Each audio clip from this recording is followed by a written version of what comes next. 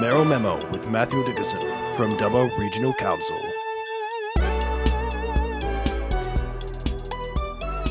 It's 11 minutes away from 8 and 11 away from 8. It is time once again to say good morning to Dubbo Mayor Matthew Dickerson. Good morning, sir. Good morning, Kerry. Great to be chatting to you again. Look, thank you very much indeed for your time, and thank you very much indeed over this period, of course, of this year. Been very generous with your time, and we really do appreciate it because, keeps us up to date with what's happening around the region. And as I say on numerous occasions, I'm basically a sticky beak, so I like to know what's going on. I'm happy to satisfy your thirst for knowledge, Kerry. Good on you. Okay, now last week you had a very busy week last week, didn't you? Always have a busy week. Leading up to Christmas is a deadline, Kerry, so everything's got to get done before a deadline, so it makes things happen, which is fantastic. Now the zoo. Oh, gee, I tell you what, this is huge, isn't it? It is huge. $30 million, $20 million from the state government, $10 million from the zoo itself. This is going to be used to build a Serengeti Experience Centre. So you'll have a conference centre that'll house about 300 people, have restaurant, all sorts of things associated with the conference, more accommodation there at a higher class accommodation than our current Zufari. But most importantly, it's designed to create that full South African Serengeti type experience, lagoons, animals roaming around. It just sounds fantastic. And I've actually been to Kruger National Park about 10 or so years ago with my wife, and we had a wonderful experience there. But it's a long way to go. It's expensive, and you feel like the threat of death is hanging over you because I'm not sure they run things to quite the same standard as we do in Australia. So with this Serengeti experience, you'll have all that same experience without the fear of death hanging over you. And it's right here in Dubbo. Oh, dear, thank you for that. Okay, right, people are breaking their need to get there. Hey, listen, you've also released the season for next year, 2023, on your local theatre productions and the stuff that's coming to town. Yeah, we did the season launch. That was Sunday week ago, and that basically gave people a preview of the things that are happening. And the subscription season is now open. People can go and buy their subscription to get some slightly cheaper tickets and preferred seating, etc. But gee, there's some fantastic shows coming. Umbilical Brothers, I absolutely love the Umbilical Brothers. So I've seen them before, but they're coming again with their new show.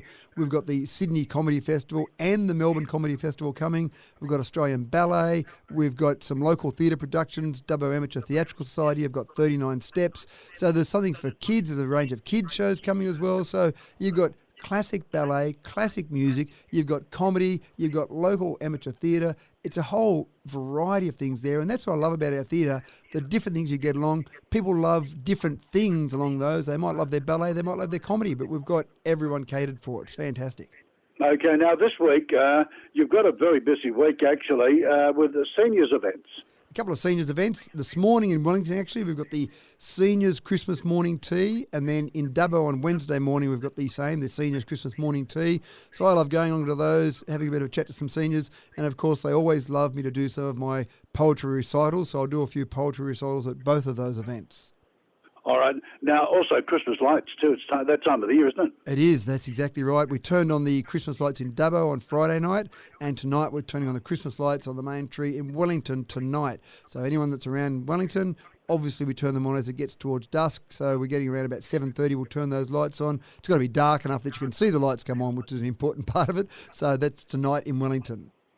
Now, are you opening the bridge? Are you doing that, or? We've got a joint opening of the bridge. This is at Terabella. So the Terabella Bridge goes over the Little River. That's probably, you'd probably describe that as being southwest of Geary. And this is joint funding. So we've got federal government money, state government money, and money from the local government as well. So all three tiers of government. I love when projects involve all three tiers of government. It's a joint project there. So that Terabella Bridge is being open. It's open already in terms of being used, but this is the official opening where all the officials come along to cut the ribbon officially on it. So for the final time this year, you've got a council meeting coming up on Thursday as well. Anything exciting happening there? Well, I can't tell you about what's in that because the business papers don't come out till tonight, but It is the last council meeting for the year, and then obviously have a bit of a break. We've brought this meeting slightly early for the year. It was scheduled to happen just a couple of days before Christmas, so we thought that wasn't appropriate, so we brought it forward a couple of weeks.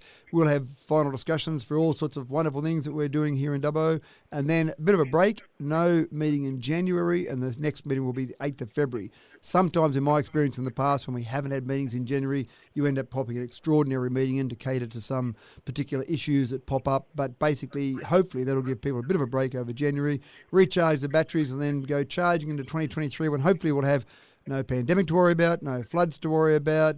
Just get on with normality, whatever normality looks like, Kerry. I'm not sure what that looks like. Yeah, very much so. I know. Look, thank you very much indeed for your time this year. You've been very generous with it, and I quite sincerely really do appreciate it. And to you and yours, all the very best for the festive season. It seems too early, Kerry, to be saying Merry Christmas to people, doesn't it? But I'm know, not sure. yeah, but anyhow. Have we got one more segment together before Christmas? We You probably have. Okay, well, we'll work on that so we can. I'll hold my powder dry then till the last one. Yeah, that's okay. You can play Santa Claus, you see. That's all right. That's right. Thanks, Matthew. Good to talk to you, mate. Thanks, So sir. talk to you later. Thanks, mate. Bye. There we go. Thank you, some double there.